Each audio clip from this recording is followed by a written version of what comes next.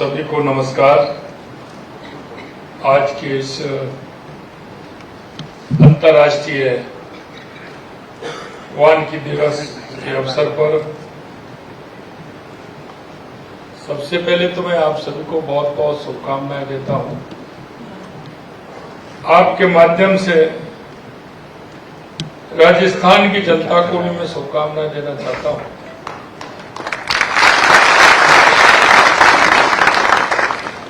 कि आज का ये दिन बहुत ही महत्वपूर्ण है।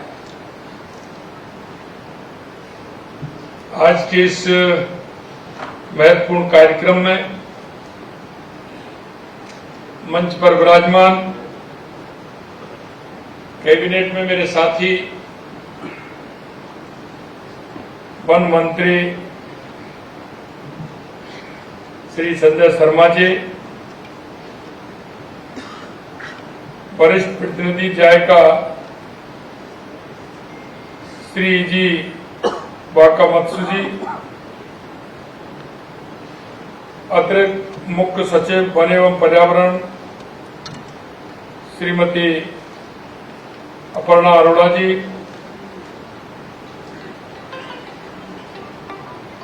हमारे माननीय विधायक महेंद्रपाल जी, एमडी एवं सीओ बैंक महाराष्ट्र श्री नीतू सक्सेना जी,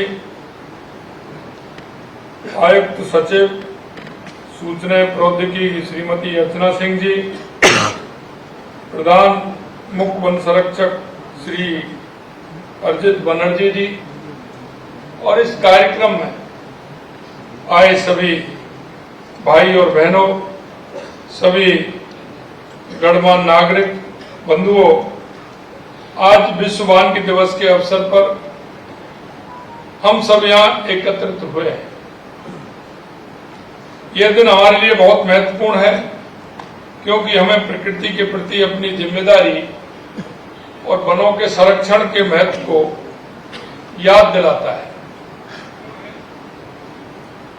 आज का ये आयोजन ये दर्शाता है कि हम वन संरक्षण के प्रति कितने गंभीर हैं, साथ ही हमारे वन संरक्षण एवं संवर्धन के प्रयासों को भी प्रदर्शित करता है। वन हमारे जीवन का आधार है। विश्व वानिकी दिवस इसलिए मनाया जाता है ताकि हम वनों के महत्व को समझें और उनके संरक्षण के लिए ठोस कदम उठाएं। इस विश्व वानिकी दिवस की थीम फॉरेस्ट एंड फूड रखी गई है। हम सभी जानते हैं कि वन न केवल हमें खाद्य सामग्री उपलब्ध कराते हैं बल्कि हमारी मिट्टी को भी उपजाऊ बनाते हैं। मित्रों, हम जानते हैं कि प्रकृति हमारे लिए कितनी आवश्यक है। प्रकृति का महत्व कितना बड़ा है, हम हमारे जीवन में इसका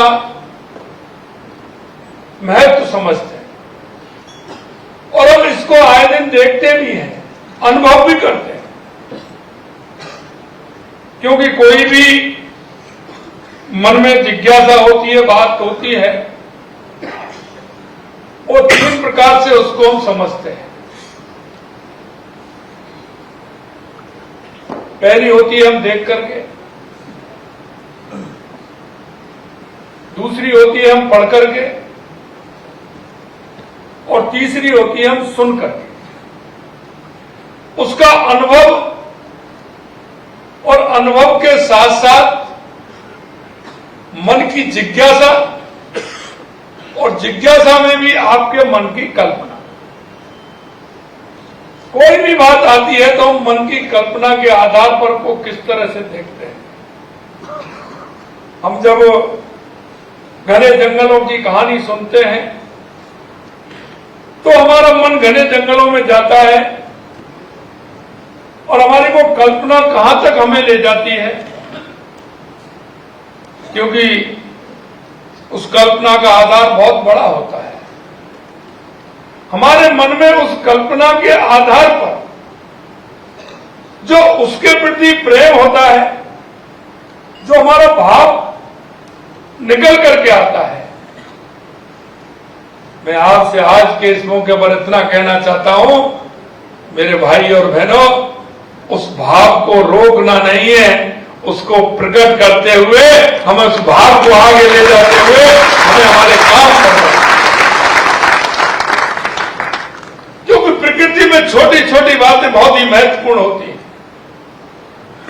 हम देखते हैं हमारी नदियां, हमारे पहाड़, हमारे वन, आए दिन वन हमारे कम होते जा रहे हैं, नदियां हमारी सिकुड़ती हुई जा रही हैं, पहाड़े हमारे छोटे होते जा रहे हैं। क्या ये प्रकृति की साथ छेड़छाड़ नहीं है? आज हम देखते हैं कई मेरे उम्र दराज के लोग बैठे हैं, मेरे से बड़े भी बैठे हैं, उनके जीवन में अनुभव रहा होगा कि बारिश किस तरह से होती थी, बारिश का वो आनंद लेते थे। ये प्रकृति हमें बहुत कुछ देती है। हमारा जीवन का आधार हमारी एक प्रकृति है। अगर इस प्रकृति के साथ हम छेड़छाड़ करेंगे तो कहीं ना कहीं हमारे जीवन के साथ उसकी छेड़छाड़ होगी। राजस्थान ये वो धरती है, आपने देखा है, मां अमृता देवी ने वृक्षों के लिए अपने आप को और अपनी बेटियों सहित अपने आप को समाप्त कर दिया, लेकिन पर्यावरण की रक्षा के लिए उन्होंने अपने आप को शहीद कर दिया। ये राजस्थान की, इसलिए मैं कहना चाहता हूं, और ये छोटी छोटी बातें होती हैं। हम घर के अंदर देखते हैं, घर से बाहर निकलते हैं तो भी देखते हैं, लेकिन मन में ये भाव भी पैदा होता है कि मुझे नहीं करना चाहिए, लेकिन उसके बावजूद भी हम करते हैं। ये प्रकृति के साथ धोखा होता है। आपके मन के अंदर ये भाव आ गया कि मैं प्रकृति के साथ किस तरह से कहूं, वृक्षों के साथ मेरा भाव कैसा होना चाहिए। अरे हमारी संस्कृति में तो वृक्षों को पूजा जाता है, नदियों को पूजा जाता है। पहली बारिश जब आती है, बारिश के मौसम में उसको हाथ जोड़ करके नमन करते हैं, उसको पूजा जाता है, पहाड़ों को पूजा जाता है। इसलिए मित्रों, हम सभी का दायित्व तो बनता है कि हम प्रकृति के संरक्षण में हम सबका योगदान हो। हम सबकी क्या सहभागिता है। कभी कभी हम आइडिया लगाते हैं क्या, हम गाड़ी चलाते हैं, प्रदूषण करते हैं, तो कभी मन में ये भाव आता है क्या कि मैं इस प्रकृति के अंदर कितना प्रदूषण करता हूं, लेकिन उस प्रदूषण को कम करने के लिए मेरे जीवन में मैंने कितने वृक्ष लगाए, ये कभी हम सोचते हैं क्या? जिस खाट पर आप सोते हैं वो खाट किसकी बनी? जिस लकड़ी का आपके जीवन में कितना बड़ा महत्व है, वो कहां से आती है? अगर हमारे जंगल कम होते जाएंगे, वन कम होते जाएंगे, तो आखिरकार वो कहां से आएंगे? आने वाली पीढ़ी के लिए हम क्या दे करके जा रहे हैं? आने वाली पीढ़ी के लिए हमें क्या करना चाहिए? आप देखते हैं, अनुभव भी करते हैं। आप अपने गांव में रहते हैं, अपनी ढाणी में रहते हैं, शहर में भी रहते हैं, बहुत पुराने पुराने वृक्ष हमारे हैं। वो जो हमारे पूर्वजों ने लगाए थे, वो किसके लिए लगाए थे? आज हम उसका आनंद ले रहे हैं। वो हमारे लिए लगाए थे। हम आगे आने वाली पीढ़ी को हम क्या दे करके जा रहे हैं? क्या ये मन में हमारे में कभी भाव नहीं आता? यही भाव आना चाहिए। हमको हमारे बुजुर्गों ने दिया है, हम आने वाली पीढ़ी को हम क्या दे करके जाएं, ये अगर हमारे मन के अंदर भाव होगा तो निश्चित रूप से हमारा पर्यावरण भी ठीक हो रहेगा और वन क्षेत्र में हम काम भी कर सकेंगे। और क्योंकि ये सब कुछ हमें प्रकृति देती है, हमारा वन देता है। आपने पढ़ा होगा खाने को हमें देता सब कुछ। आपको फल की भी स्वाद आता है, फल का भी आप रसवादन करते हैं तो बड़ा आनंद आता है। लेकिन कभी मन में ये बात आई, अगर ये वृक्ष नहीं होता तो फल कहां से आता? आप फूलों का बड़ा आनंद लेते हैं, सुगंध लेते हैं, कई तरह के तो इत्र लगाते हैं तो उसमें ही आनंद आता है। कहां से आता है? ये प्रकृति से आता है। तो हमें प्रकृति क्या देती है, उस प्रकृति के संरक्षण के लिए हमें क्या करना है? मैं धन्यवाद देना चाहता हूं हमारे वन मित्रों को। मैं धन्यवाद देना चाहता हूं जो आज उनको हमने सम्मानित किया है। उनके सामने कई तरह की चुनौती आई होंगी, लेकिन उन्होंने अपना धर्म माना कि मुझे क्या करना है और उन्होंने किया, तो आज उनको सम्मानित किया है। मैं उनको धन्यवाद देता हूं। और हमने आगे भी रखा है कि आदि को की संरक्षण करेगा, उसके लिए हम आने वाले समय पर भी हम उसको किस तरह से प्रोत्साहन उसको दे सकते हैं। ये हमारे लिए उपयोगी जीव जंतुओं का आश्रय भी प्रदान करते हैं। बड़े वन्य जीवों के अलावा छोटे छोटे कितने जीवों का आश्रय उस वृक्ष के अंदर रहता है। मित्रों, आपके आंगन में आपके पास अगर कोई वृक्ष है, एक बार 2, 3, 4 घंटे के लिए गौर से देखना, उन्होंने कितने जीव जंतुओं का संरक्षण उस वृक्ष के अंदर होता है। आप ऐसे ही देख करके चले जाते हैं, लेकिन उस वृक्ष को अगर ठीक प्रकार से उस पेड़ को देखेंगे, उसमें छोटे छोटे जीव जंतुओं का कितनों का वास है। उसमें कभी देखते हैं गिलहरी चढ़ती है, तो कभी चींटी भी चढ़ती है। उसमें से मधुमक्खी आती है, वो मधु बैठ करके वो भी रसवान करती है और आपको ही वो मधु देती है। कितना आनंद आता है। छोटे छोटे कीड़े होते हैं। और इस प्रकृति में अगर आप आंकलन करें तो ये प्रकृति ऐसी है, इसको कोई भी फालतू नहीं है। कोई ना कोई जीव जंतु भी उससे जुड़ा हुआ होता है। वो प्रकृति में किसके लिए फायदा देता है, वो कौन किसका भोजन होता है, कौन किससे पलता है, ये हमारी प्रकृति के अंदर है। हमें समझना होगा कि प्रकृति में कोई भी फालतू नहीं है। जितनी भी हमारी वनस्पति हैं, हम देखते थे गांव में पहले होता था, कुछ कट जाता था, पच जाता था, कुछ हो जाता था, वनों से ही काम चलता था। गर्मी आती थी, गर्मी में आते थोड़े फुंसी हो जाते थे, नीम के बकल को उछेल करके नीम की लेते थे, उसको घिसकर लगाते थे, 3 दिन में ठीक हो जाते थे। ये सब कुछ हमें देती है। अगर आप उसका आंकलन करेंगे तो वही है, उसमें वही छुपा हुआ है। जो आज हम दवाइयां लेते हैं वो उनमें कहीं ना कहीं उन्हीं में है, उन्हीं से निर्मित होती है। इसलिए कितना बड़ा काम हमारा होता है। मैं आपके आज इस कार्यक्रम के माध्यम से आपको यही कहना था। आज हम देखते हैं मधुमक्खी पालन का, कभी किसी ने सोचा था क्या? मधुमक्खी जंगल में होती थी, जितनी आवश्यक कोई जाते थे ले आते, लेकिन मधुमक्खी पालन से कितने परिवार पल रहे हैं, ये कम बात नहीं है। आज के इस आयोजन के माध्यम से हम न केवल वनों के प्रति अपनी जिम्मेदारी को दोहरा रहे, बल्कि उन योजना और परियोजना का शुभारंभ और लोकार्पण भी कर रहे हैं जो हरियाणा और राजस्थान के हमारे संकल्प को पूरा करने में मील का पत्थर साबित होगी। यही नहीं, हमारे यशस्वी प्रधानमंत्री नरेंद्र मोदी जी वन पर्यावरण जलवायु संतुलन के प्रयासों में एक वैश्विक लीडर बनकर उभरे हैं। ग्लासगो में आयोजित COP 26 के अंदर दौरान माननीय प्रधानमंत्री जी ने दुनिया के सामने जलवायु परिवर्तन से निपटने के लिए अपनी प्रतिबद्धता को दोहराया है। यही नहीं, माननीय प्रधानमंत्री जी ने राष्ट्रीय वन्य जीव मंडल की बैठक में, अभी आपने देखा, प्रकृति को सजोना बहुत आवश्यक है। गौरैया दिवस था कल, आपने देखा हमारी छोटी छोटी वो चिड़िया गौरैया होती थी, घर में खाना खाते थे, थाली में से भी खाना खा जाती थी, कितनी अच्छी प्यारी लगती थी। प्रकृति उसमें कितनी समाहित थी, जहां उसको दिखता था घोंसले बना लेती थी। आज धीरे धीरे वो गायब हो रही है। हम क्या उसके संरक्षण के लिए कोई काम कर रहे हैं क्या? हमें करना चाहिए। ये हमारी प्रकृति है।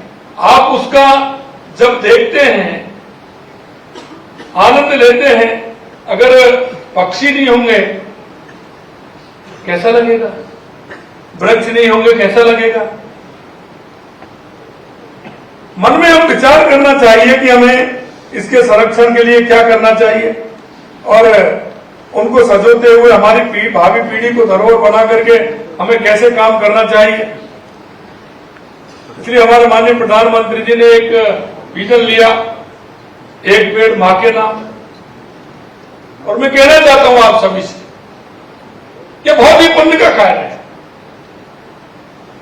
क्योंकि मैंने देखा था एक हमारे गांव में एक महाराज जी आए थे, उन्होंने कच्ची कुटिया बना करके वो आ रहे, लेकिन वो कुछ दिन रहे, लेकिन वहां उस कुटिया के सहारे वो पेड़ वृक्ष लगा गए।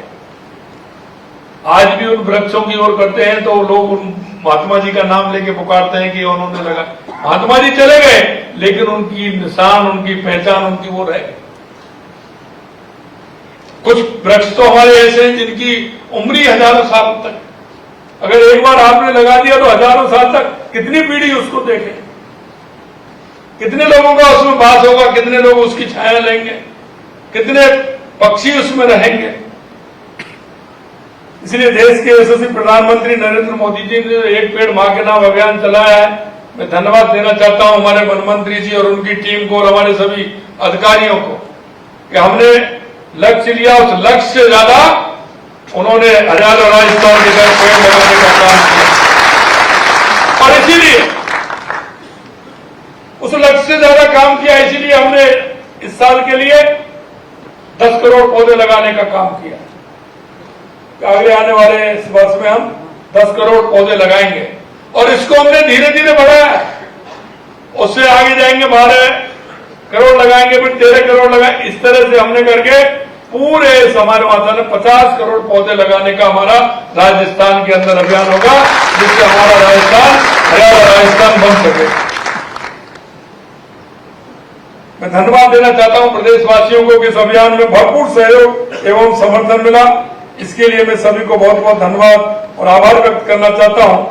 माननीय प्रधानमंत्री जी ने आह्वान किया, उसके अनुसार हमारी सरकार 3R यानी रिड्यूस, रीयूज और रिसाइकिल को बढ़ावा देने के लिए कचरे के प्रभावी प्रबंधन, जल संरक्षण, नवीकरणीय ऊर्जा संसाधन क्षमता और विशेष ध्यान दे रही है। क्योंकि इस हेतु हमारी सरकार ने इस बजट सत्र में Rajasthan circular economy incentive scheme 2025 लागू की है। माननीय प्रधानमंत्री जी के सिद्धांतों से प्रेरणा लेकर हमारी सरकार द्वारा प्रदेश में वन संवर्धन, जैव विविधता को संरक्षित करने, परिस्थिति तंत्र को संतुलन बनाए रखने के लिए लगातार प्रयास किए जा रहे हैं। उसी कड़ी में आज कई कदम उठाए गए हैं। मैं आपसे कहना चाहता हूं कि जब तक हम थोड़ा मन बना करके, क्या है कि एक अभियान बहुत आवश्यक है और एक जनजागरण जो होता है वो हर क्षेत्र में, अगर हम जनजागरण के माध्यम से काम करेंगे तो पहले किसी काम को करने के लिए हमारा मन मानस तैयार करना पड़ता है, हमारे मन में उसके प्रति भाव जागना पड़ता है। जब तक भाव नहीं जागेगा हम उस काम को पूर्ण रूप से नहीं कर पाएंगे। मैं आपके माध्यम से मैं कहना चाहता हूं कि हमारा इसमें एक जनजागरण अभियान भी होना चाहिए कि प्रकृति के संरक्षण के लिए एक पेड़ मां के नाम, और हमें जहां आवश्यकता होती है हम देखते हैं, कई लोग कहते हैं कि साहब हम कहां लगाएं, आप कहीं भी लगाएंगे। मैं आपसे कहना चाहता हूं और आपके माध्यम से राजस्थान के समस्त भाई बहनों को भी कहना चाहता हूं कि इस प्रकृति को संभालने के लिए हम सबको एकजुट होना पड़ेगा। हम सबको परिवार की भांति हम कहां उसको पेड़ ज्यादा से ज्यादा आने वाले समय में लगा सकते हैं।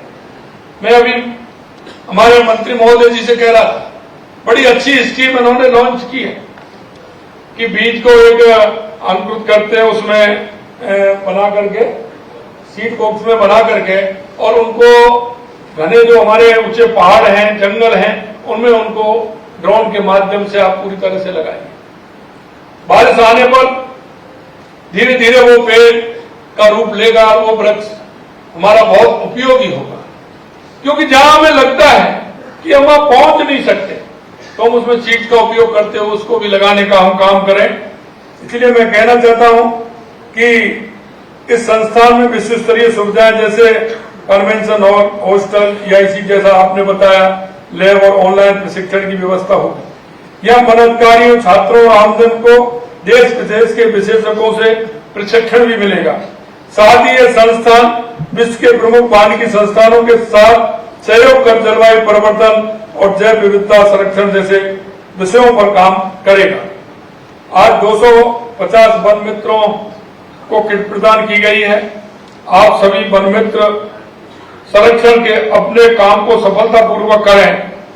अपने पिछले बजट में वन मित्र योजना की घोषणा की थी। ये वन मित्र वृक्षारोपण, वन संरक्षण, वन्य जीवों की रक्षा और पर्यावरण जागरूकता बढ़ाने में महत्वपूर्ण भूमिका निभा रहे हैं।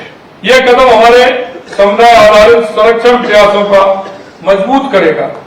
आज इस अवसर पर सम्मानित होने वाले महिला वन कर्मियों को भी बधाई देता हूं। आप सभी के लिए ये प्रेरणा की स्रोत है। हमने हमारे प्रतापगढ़ के अंदर सीता माता अभ्यारण्य है और बहुत अच्छा अभ्यारण्य है। उस क्षेत्र को भी हम जोड़ना चाह रहे हैं। सीता माता वन्यजीव अभ्यारण्य जैव विविधता का खजाना है। ये अभ्यारण्य धार्मिक और पर्यटन की दृष्टि से भी महत्वपूर्ण है, क्योंकि मान्यता है कि माता सीता ने अपने वनवास का समय उस समय यहां भी बिताया था, ऐसा बताते हैं और उसमें पौराणिक कथा भी उसके साथ है। हमारी सरकार ने अभ्यारण्य के विकास और संरक्षण के साथ साथ धार्मिक, पर्यटन, इको टूरिज्म को बढ़ावा देने के लिए परिस्थिति संरक्षण के ढेरों कार्य करवाए हैं। इससे न केवल स्थानीय समुदाय की आर्थिक स्थिति सुधरेगी, बल्कि हमारी सांस्कृतिक धरोहर भी संरक्षित होगी। JICA, BCG और SECURE के सहयोग से आज लॉन्च की गई DG1 फॉरेस्ट स्टेट परियोजना वन प्रबंधन में डिजिटल नवाचार का एक अनूठा उदाहरण है। इसका उद्देश्य वन स्वास्थ्य की निगरानी, वृक्षारोपण स्थल चयन करना, कार्बन स्टॉक का आंकलन करना। यह परियोजना वन आच्छादन, घनत्व, मृदा नमी और भूजल स्तर जैसे पहलुओं पर भी नजर रखेंगी। साथ ही ये हरियाणा, राजस्थान जैसी योजनाओं के प्रभावी क्रियान्वयन में मदद करेंगी। भविष्य में ये अन्य विभागों के शोधकर्ताओं और आम जन के लिए भी उपयोगी साबित होंगी। हमारी सरकार ने वन विभाग और संरक्षण के क्षेत्र में अभूतपूर्व उपलब्धियां अर्जित की हैं। 5 जून 2024 को राजस्थान सरकार ने मिशन हजारों राजस्थान के तहत मुख्यमंत्री वृक्षारोपण अभियान शुरू किया गया था।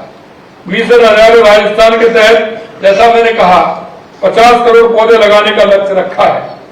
आप सभी को प्रसन्नता है, मैंने बताया 7 करोड़ से ऊपर पौधे हमने लगाए हैं 24-25 में, और 25-26 में हमें 10 करोड़ पौधे लगाना आवश्यक है और उसका कार्य भी प्रारंभ कर दिया गया है। नर्सरी में हमारे पास 10 करोड़ से अधिक पौधे उपलब्ध कराने का काम भी हमारे वन विभाग ने किया। इसके लिए भी उनको मैं बधाई देता हूं।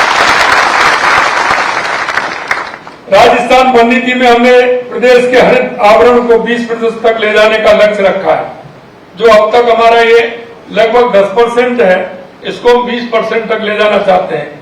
इस लक्ष्य को प्राप्त करने के लिए वन क्षेत्रों के बाहर अधिकाधिक वृक्ष लगाना अत्यधिक आवश्यक है। अभी हमारा, जैसा मैंने बताया, 10% है, थोड़ा 10% के लगभग है, इसको हमें आगे बढ़ाना है।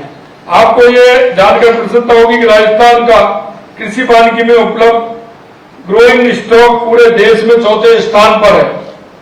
हरित आवरण में कृषि वानिकी इस महत्वपूर्ण भूमिका को समझते हुए हमारी सरकार राज्य में पहली बार कृषि वानिकी नीति ला रही है। वनों की रक्षा न केवल पर्यावरणीय जिम्मेदारी है, बल्कि यह सामाजिक और आर्थिक विकास का भी आधार है। इसलिए कहा गया है कि वन है तो हम हैं। स्थानीय प्रजाति को संरक्षण एवं विस्तार हेतु एक जिला एक प्रजाति कार्यक्रम शुरू किया गया है, जिसमें प्रत्येक जिले में स्थानीय प्रजाति एवं सह प्रजाति का चयन कर उनके संवर्धन हेतु विशेष प्रयास किए जा रहे हैं। मुझे बताते हुए यह भी अत्यंत हर्ष की अनुभूति हो रही है कि हम सभी जिलों में मातृ वन की स्थापना की जा चुकी है। वन क्षेत्रों के बाहर भी ओरण के रूप में जैव विविधता के भंडार, जिन्हें सदियों से हमारे पूर्वजों ने सजाया है, उन्हें भी संरक्षित करने का हमने पहली बार बीड़ा उठाया है।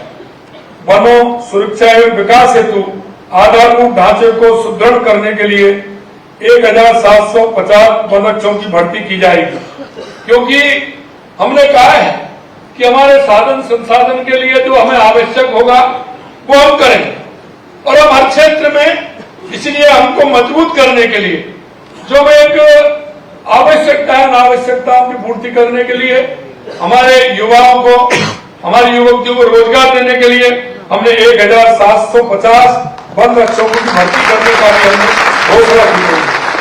हमारी सरकार ग्रासलैंड इकोसिस्टम के विकास हेतु प्रतिबद्ध है। हमारी सरकार ने ग्रासलैंड के महत्व को समझते राज्य में बृहद स्तर पर ग्रासलैंड संरक्षण एवं विकास के कार्य कराए हैं। राज्य सरकार घड़ियाल संरक्षण के लिए भी सवाई माधोपुर में, जैसा आपने अभी फिल्म में देखा था, पाली घाट के निकट घड़ियाल क्लियरिंग सेंटर की स्थापना करने जा रहे हैं। और मैं आपसे इसलिए कहना चाहता हूं, मैं देख रहा हूं कि वनकर्मियों की भर्ती काफी समय से नहीं, क्योंकि किसी को इस क्षेत्र में चिंता नहीं कि हमारा वन संरक्षण कितना आवश्यक है। यह प्रकृति के लिए, आम जन के लिए, हम सब के लिए।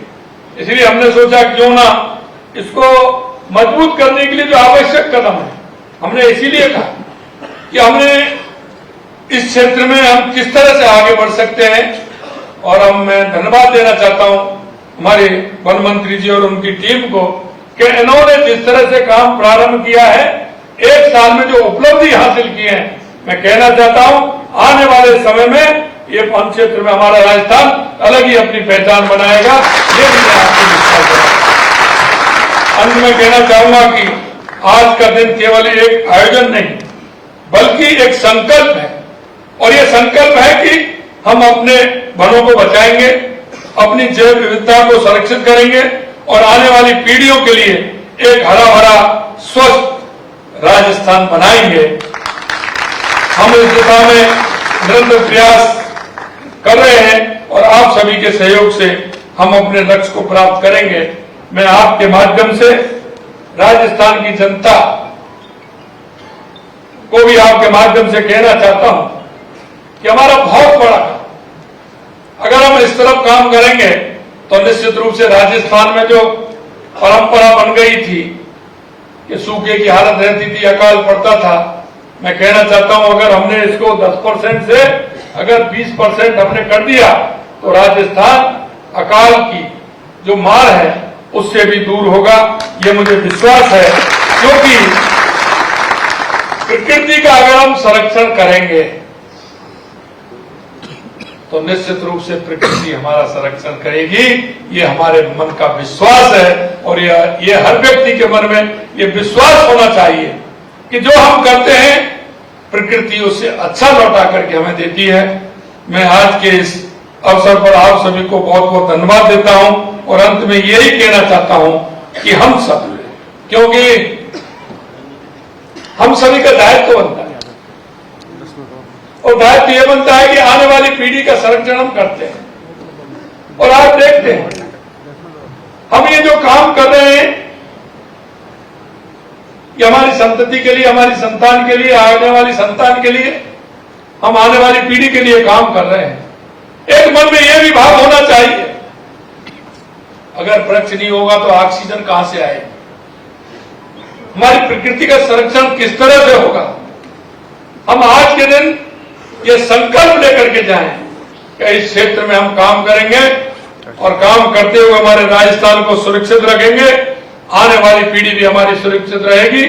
इस आशा और विश्वास के साथ आप सभी को मैं बहुत बहुत धन्यवाद देना चाहता हूं कि आपने आकर के इस कार्यक्रम में बहुत गरिमा भी बढ़ाई है और आने वाले समय में आप इस आभा को पूरे राजस्थान के अंदर ले जाएंगे और पूरे राजस्थान में हम इस क्षेत्र में काम करेंगे। बहुत बहुत धन्यवाद। जय हिंद, जय भारत, जय भारत।